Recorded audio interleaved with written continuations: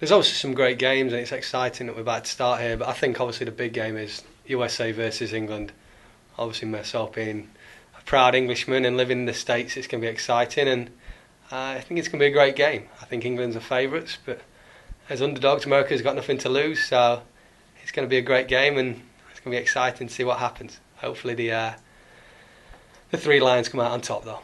Well, obviously England versus United States.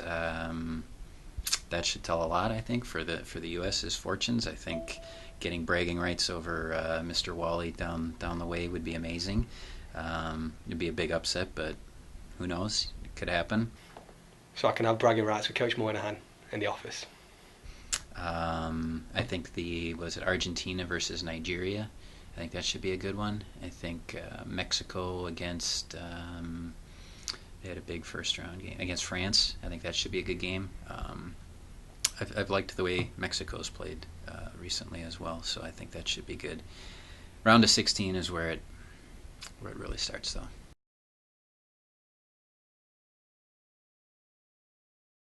You look at the roster, and it's not as strong as a lot of other teams in the world, but when they get together, something kind of special happens, and they do find ways to win, and they've got a certain synergy that really works. It's nice to see they have some pretty good attacking players, Dempsey, Donovan, Altidore. They've even got some other young guys that are showing some promise. So attacking-wise, we look pretty good. I think really where we're going to struggle is defensively. We don't have many defenders that hold up 1v1 when they're isolated, especially in the wing spaces. We kind of get handled out there. And I think England will probably get to at least the quarterfinals. I'll be very upset if we don't make the quarters, and I think we've got a chance of maybe getting to the semis. But I think we'll make the quarters. I think England will qualify first out of their group, with the USA hopefully coming second. I don't mind if the USA do really, really well and go on and do fantastic things as long as they lose to England in the first game. You look back to what we did. We beat Portugal and had some exciting games. I think they have that in them again. Whether or not it happens, I guess we'll see. But that would make the cup, I think, if they can put together some good performances.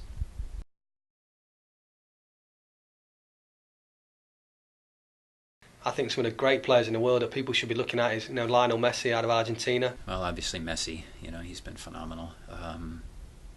It's like every game almost he comes up with a highlight reel goal, and he's a special one to watch. So Kaká's a very good player from Brazil.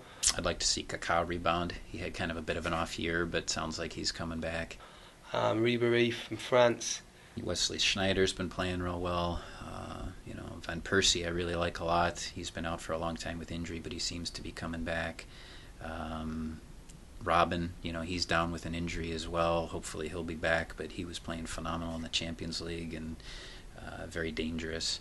On a personal level, I'm looking forward to watching Rooney play for England because I think he's one of our better players. There's so many of them. I can't wait for it to get started. There's too many to bring them all up. I think there's some great players in the World Cup. I'm just excited for all the games. Cristiano Ronaldo's fantastic talent as well. And you never know, some new starlet may emerge, and this could be their World Cup to break onto the stage. Obviously at the world level. But it's very exciting.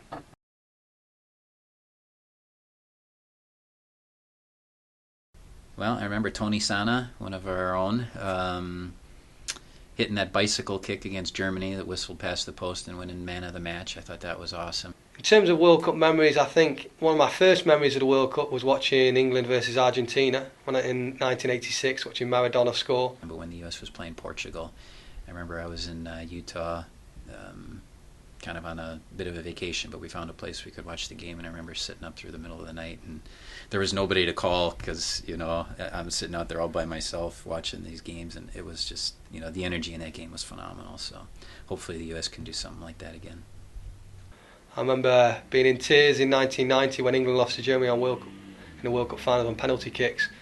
But I think obviously for a proud Englishman, the best memory, which I obviously wasn't alive, but is watching the World Cup final when we won in 1966. And hopefully 30, 40 something years on, we can relive those memories perhaps.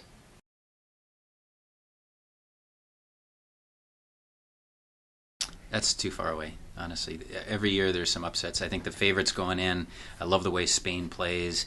I think they got the best team chemistry. I see In the two semi-finals, I see Brazil playing against Italy. And then there's, Argentina. They've got Messi, who's probably the top player in the world right now. Coach seems a little crazy, Maradona, right now, so I don't know if he'll be able to keep things together. And Germany playing against, I think it's going to be Spain. Brazil's always, one of the deepest teams in the world. Foresee Spain going through and beating Brazil in the final, in my opinion. Holland, I think, another team that plays very attractive. They seem to have a lot of egos, though, and I don't know if they'll, once it gets down to crunch time, I think that kind of gets in the way for them. All right. I'm not going to say what score, sorry. Chris Whalley. I'm looking for somebody else to emerge. I'd love to see an African team. I'd love to see, somebody like Serbia, Slovenia, although I don't want to see them come out over the U.S., but I think there's going to be somebody that emerges that's kind of a bit of a dark horse.